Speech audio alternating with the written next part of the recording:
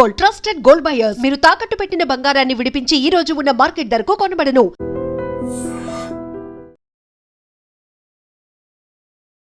నమస్తే, welcome to I dream. నేను వలి. తమిళనాడు ముఖ్యమంత్రి జోసెఫ్ విజయ్ సంచలన నిర్ణయం తీసుకున్నారు. అంటే పరిపాలనలో తనదైనటువంటి ముద్ర వేసుకోవడానికి ఆయన సిద్ధపడిపోయాడు.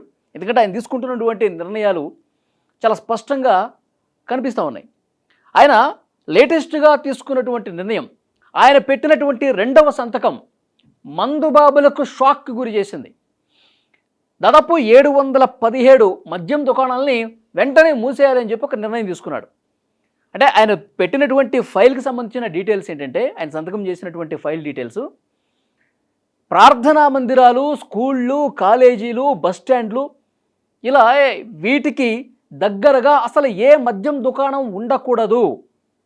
ఎందుకంటే అందరూ ప్రభావితం అవుతారు. స్కూల్కి వెళ్ళే వాళ్ళు, పిల్లలు, తర్వాత కాలేజీలకు వెళ్ళేటువంటి యువకులు, తర్వాత దేవుడి సన్నిధికి వెళ్ళేటువంటి భక్తులు, వీళ్ళందరి మైండ్ డైవర్ట్ అవుతుంది ఇలాంటి వాటి వల్ల. సో వెంటనే అక్కడి నుంచి తీసిపడేయండి, ఏ మద్యం షాపు కూడా అక్కడ ఉండొద్దు అని చాలా స్పష్టంగా నిర్ణయం తీసుకున్నారు. దాదాపు 1/2 కిలోమీటర్ దూరమే ఉండాలి ఈ స్కూళ్ళు, కాలేజీలు, ప్రార్థనా మందిరాలు. వీటికి ఒక 1/2 కిలోమీటర్ బయటే ఉండాలి, కానీ లోపల మాత్రం ఒక్క మద్యం దుకాణం కూడా ఉండొద్దు అని చెప్పి చాలా స్పష్టంగా నిర్ణయం తీసుకుంటూ ఆ ఫైల్ మీద సైన్ చేశారు తమిళనాడు ముఖ్యమంత్రి జోసెఫ్ విజయ్. గతంలో ఏ ముఖ్యమంత్రి కూడా ఇలాంటి నిర్ణయం తీసుకోలే. సో డెఫినెట్గా అంటే పరిపాలనలో తన ముద్ర వేసుకోవటానికి మెల్లమెల్లగా పావులు కదుపుతున్నాడు జోసెఫ్ విజయ్. ఆయన మొదటి సిగ్నేచర్ దీని మీద పెట్టాడు. ముఖ్యమంత్రిగా ప్రమాణ స్వీకారం చేసిన తర్వాత పేదలు ఎవరైతే ఉంటారో 200 యూనిట్ల లోపు విద్యుత్తును ఎవరైతే వాడుకుంటారో వాళ్ళకి ఉచిత విద్యుత్తు, ఆ ఫైల్ మీద సైన్ చేశాడు. ఇది రెండో సైను. ఈ మద్యం దుకాణాలను మూసివేయాలి, వెంటనే 2 వారాల సమయం ఇస్తున్నామని చెప్పి ఈ నిర్ణయం తీసుకొని ఈ ఫైల్ మీద కూడా సంతకం చేశాడు. అంటే ఒక దూకుడు కనిపిస్తోంది జోసెఫ్ విజయ్ పరిపాలన మొదలైన తర్వాత. ఒక దూకుడు కనిపిస్తుంది. ఎందుకంటే ఆయన ప్రమాణ స్వీకారం రోజు చెప్పాడు, సోషల్ జస్టిస్ ఉంటుంది, అన్ని మతాలు, కులాలు, వర్గాలు అందరికీ న్యాయం చేసే బాధ్యత నేను తీసుకుంటాను, ఆ సోషల్ జస్టిస్ అనేది ఇప్పటి నుంచే స్టార్ట్ అవుతుంది, స్టార్ట్స్ నౌ అని చెప్పి ఆయన గడియారం మీద అట్లా వేలు పెట్టి కొట్టి మరీ కూడా చెప్పాడు. చాలా స్టైలిష్గా చెప్పాడు. ఇప్పుడు దేశంలో ఉన్నటువంటి ఒక స్టైలిష్ ముఖ్యమంత్రి ఎవరు అంటే జోసెఫ్ విజయ్. సోషల్ మీడియాలో ఆయన ఫ్యాన్స్ కావచ్చు, టీవీకే కార్యకర్తలు దీన్ని ట్రెండ్ చేస్తూ ఉన్నారు.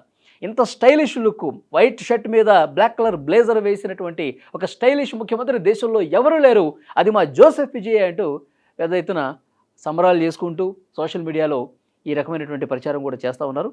అది వేరే విషయం. ఇంకొక ముఖ్యమైన విషయం ఏంటంటే విజయ్ దూకుడును చూసి, ఎందుకంటే విజయ్ ముఖ్యమంత్రి అయిన తర్వాత వెంటనే రాష్ట్రంలో ఉన్నటువంటి ప్రతిపక్ష నేతల్ని వరుసగా కలుస్తూ ఉన్నారు. వాళ్ళ దగ్గర నుంచి అభినందనలు తీసుకుంటూ ఉన్నారు, వాళ్ళ ఆశీస్సులు కూడా తీసుకుంటూ ఉన్నారు. నిన్ననే ప్రతిపక్ష పార్టీకి సంబంధించిన నాయకులు స్టాలిన్ గారిని కలిశారు, మర్యాదపూర్వకంగా కలిశారు. తర్వాత ఇంకొక నాయకుడు వైగోను కలిశారు. ఇట్లా వరుసగా కలుస్తూ ఉన్నారు. అంటే నేను చాలా నిజాయితీగా ఉంటాను, పరిపాలన తమిళనాడు ప్రజల అభివృద్ధికి, సంక్షేమానికి నేను కట్టుబడి నిజాయితీగా పనిచేస్తాను, ప్రతిపక్ష పాత్ర పోషించే పార్టీలుగా మీరు, ఆ నాయకులుగా నాకు సహకరించండి అని ఆయన చెప్పినట్టుగా కనిపిస్తోంది. అది అలాంటి సంకేతాన్ని పంపించినటువంటి పరిస్థితి.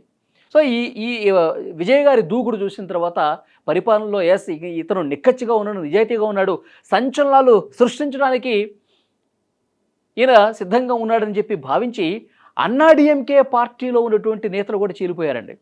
నిన్నటి నుంచి అదే నడుస్తుంది తమిళనాడులో పెద్ద చర్చ. అన్నాడీఎంకే పార్టీలో స్పష్టమైనటువంటి చీలుకొచ్చింది. పళనిస్వామికి వ్యతిరేక వర్గం తయారైంది. ఆ పార్టీకి సంబంధించిన రాజ్యసభ ఎంపీ ఎవరైతే ఉన్నారో సీనియర్ నాయకులు షణ్ముగం ఈ కోటరీ కూడా పక్కకు వచ్చేసింది. వాళ్ళకి సంబంధించిన 30 మంది ఎమ్మెల్యేలు ఉన్నారంట. వాళ్ళు పళనిస్వామితో విభేదిస్తున్నారు. భారతీయ జనతా పార్టీతో నువ్వు తెగతింపులు చేసుకొని వస్తావా రావా, నువ్వు అలాంటి నిర్ణయం తీసుకోకపోతే ఇక విడిపోతాం. అసలు విజయ్కి మద్దతు తెలపడానికి ఏంటి నొప్పి? విజయ్ కొత్తగా పార్టీ పెట్టాడు, ప్రజలు అతన్ని గెలిపించారు, గొప్పగా ఓట్లేసి ఒక సంచలనం దిశగా ప్రజలు అడుగు వేశారు. సో అతన్ని మనం ఆమోదం తెలపాల్సినటువంటి అవసరం ఉంది. డిఎంకేకి వ్యతిరేకంగా పుట్టిన పార్టీ అన్నాడీఎంకే. మనం స్టాలిన్కి వ్యతిరేకంగా ఉన్నవాళ్ళం. మరి డిఎంకే అన్నాడీఎంకే కలిసిపోతుందని చెప్పి వార్తలు వచ్చినప్పుడు మీరు ఎందుకు తీవ్రంగా ఖండించలేదు? విజయ్కే మా మద్దతు ఉంటుందని చెప్పి ఎందుకు నిర్ణయం తీసుకోలేదు? భారతీయ జనతా పార్టీతో పెట్టుకునే కదా మనం ఈ విధంగా ఇటు అధికారానికి దూరం అయిపోయాం, ప్రతిపక్షానికి దూరం అయిపోయాం, ఎటు కాకుండా పోయాం అని చెప్పి ఇలాంటి చర్చ అన్నాడీఎంకేలో జరిగి అన్నాడీఎంకే నుంచి పళనిస్వామి నుంచి వేరుపడి వాళ్ళు విజయ్కి మద్దతు తెలిపారు. ఈరోజు చాలా బహిరంగంగా అధికారికంగా ఆ వర్గం మద్దతు తెలిపింది. సో రేపు బల పరీక్ష సందర్భంగా కూడా ఈ 30 మంది అన్నాడీఎంకే ఎమ్మెల్యేలు కూడా డెఫినెట్గా విజయ్కి మద్దతు తెలిపి బల పరీక్షలో విజయ్కి టీవీకే పార్టీకి అనుకూలంగా ఓటు వేస్తారు. సో డెఫినెట్గా 150 మంది బలం అసెంబ్లీలో విజయ్కి చాలా స్పష్టంగా కనిపిస్తోంది. ఎందుకంటే జోసెఫ్ విజయ్ దూకుడిని చూశాక, ఆయన వేగాన్ని చూశాక, ఆయన నిజాయితీని చూశాక అన్నాడీఎంకేలో చీలిక చాలా స్పష్టంగా కనిపిస్తోంది. ఆయన ముఖ్యమంత్రి కావడానికి ఒక ఎమ్మెల్యే 2 ఎమ్మెల్యేల కోసం కష్టపడి ఉండొచ్చు. కానీ ముఖ్యమంత్రి అయిన తర్వాత, ఆయన నిజాయితీని చూసిన తర్వాత, ఆయన వేగాన్ని చూసిన తర్వాత, ఆయన మంచితనాన్ని చూసిన తర్వాత మద్దతు పెరుగుతోంది అనడానికి అన్నాడీఎంకేలో వచ్చినటువంటి చీలికే స్పష్టం చేస్తున్న పరిస్థితుంది. చాలా అద్భుతమైనటువంటి నిర్ణయం. 2వ ఫైల్ మీద సంతకం. పాఠశాలలు, ప్రార్థనా మందిరాలు, బస్టాండ్లు వీటికి దూరంగా ఉండాలి మద్యం షాపులు అని ఆ ఫైల్ మీద సైన్ చేశాడు. 2 వారాల సమయం ఇచ్చారు. మద్యం దుకాణాలన్నీ కూడా డెఫినెట్గా ఇప్పుడు మూసేసే కార్యక్రమం చేస్తున్నారు, ఆ పరిధిలో ఉన్నటువంటి మద్యం దుకాణాలను కూడా. సో చూద్దాం నెక్స్ట్ ఏం జరగబోతుందో. రేపు బల పరీక్ష ఎంతమంది అఫీషియల్గా మద్దతు తెలుపబోతున్నారు, ఆ తర్వాత జోసెఫ్ విజయ్ ఇంకా ఎలాంటి సంచలనమైన నిర్ణయాలు తీసుకుంటారు, ఆయన పరిపాలన ఏ విధంగా ఉంటుంది, అసెంబ్లీలో ఉదయనిధి స్టాలిన్ వర్సెస్ జోసెఫ్ విజయ్.